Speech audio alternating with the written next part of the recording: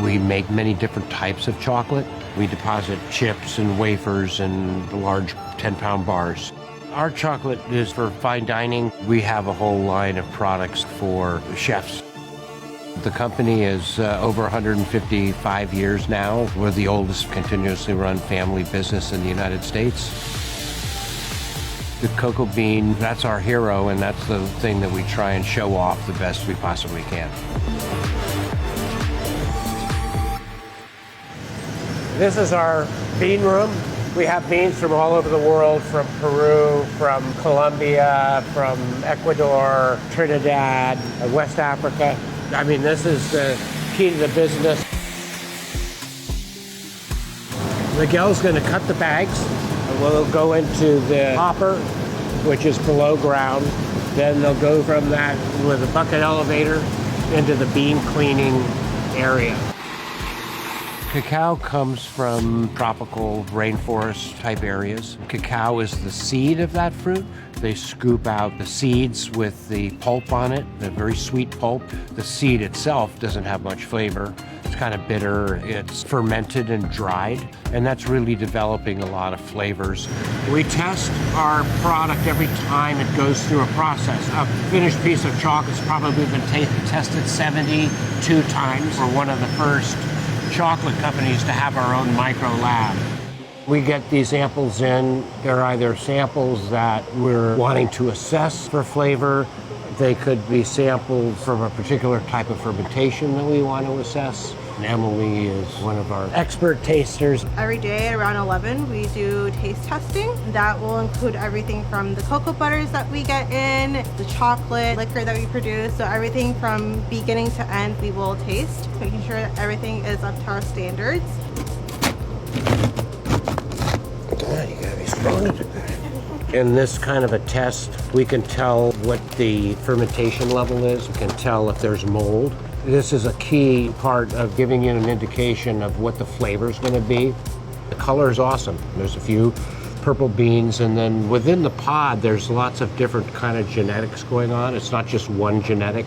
The color gives us an idea of how we want to roast them. That pinkish light purple, very fruity, hopefully a little bit of a floral kind of flavor. There's tremendous and beautiful diversity with cocoa. One of our biggest focuses is what I call incremental degradation of the crop of cocoa because of the breeding and the changing for more productivity, more disease resistance has affected the flavor of the cocoa. We've put these labs in countries where their research arms of their country can understand the importance of flavor. So it goes through the roasting process. We have two different types of roasters, one which is a kind of a high heat, one which is drier. And depending on the beans or the type of chocolate and flavor we're after, it would depend on which of those roasters we might use. The beans that have been roasted are going to go through a breaker, and the breaker is going to break the bean up in the shell. Then it's going to get separated by screens to different levels. Heavier, bigger pieces stay on one level. The screens get progressively smaller, and then there's a vacuum, and that vacuums off the lightest part of that material, which is the shell, and separates the shell from the nib, which is the part we want. Guitar chocolate got started by my great-grandfather. He came to the U.S. to look for gold and realized that the people that were really making the most of the money were the merchants. So he went back to France. He came back with melangers, which were the kind of the main grinding pieces of equipment to make chocolate. So we basically did anything we could grind. We made coffee and mustard and spices, teas. We have numerous different ways of grinding. When you grind cacao nibs, you get unsweetened baking chocolate. It then goes through these triple stone mills. This machine itself is probably 60, 70 years old. We can adjust this one a little more precisely. So we really like this one. So from here, it goes into a ball mill. That chamber is filled with these little stainless steel balls, and they're all crashing into one another. It becomes a very fine liquid. The one thing that we need to make chocolate is cocoa butter. You take some of that liquor and you take it to the cocoa press and you separate the fat from the solid. We add sugar and or milk, mix them together by taking this thinner mass and putting it through these rollers, which break big particles of sugar down. In the process, create more surface area for the fat to cover, so it becomes thicker. This is the mass. This is maybe one of my most favorite products of the process to taste. I kind of scratch my mouth when I eat it, so I like the texture. After we have that thick mass, it goes through a 5-roll refiner. Each roll goes a little bit faster. And in going a little bit faster, it's shearing the particles and making them smaller. You can see how this is all kind of stuck together because there's enough fat to coat all the particles. And let's look at the other side. It has the same amount of fat as this. It's just that the particles are much smaller now. It's all about the smoothness of the product. And then it goes into the conch.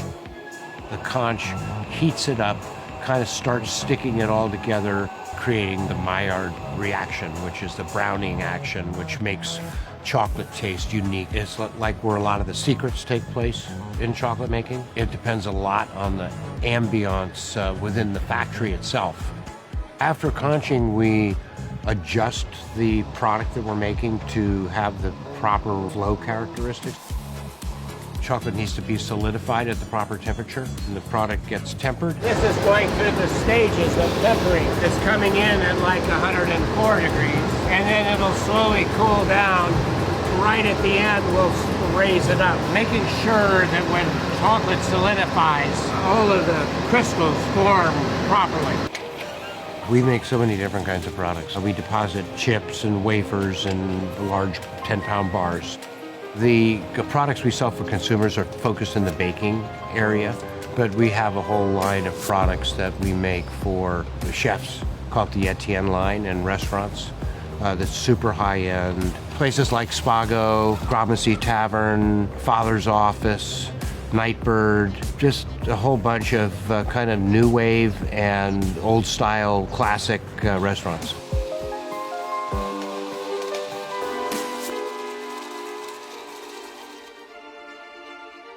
So today, we're working with a bunch of different types of the Guitar chocolates. First chocolate we're working with is the Hawaiian, the Coco Lica. We're gonna melt it over a double boiler for a chocolate mousse.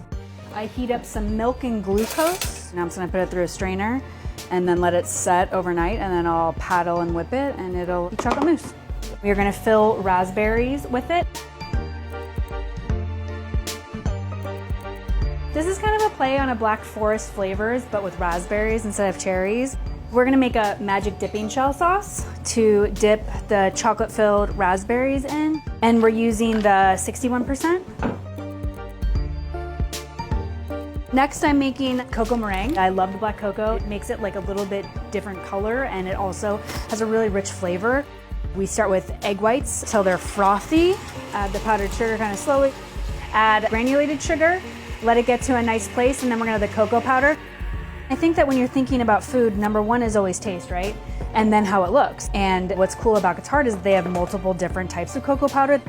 So that's like what it is after overnight. And since I like kind of like organic looking, I like to break things and make it just kind of different. And it tastes good. We're gonna make a chocolate sablé. We're using the Rouge Cocoa and then also the 61% chocolate. I let it chill for a little while and then I roll it and then bake it.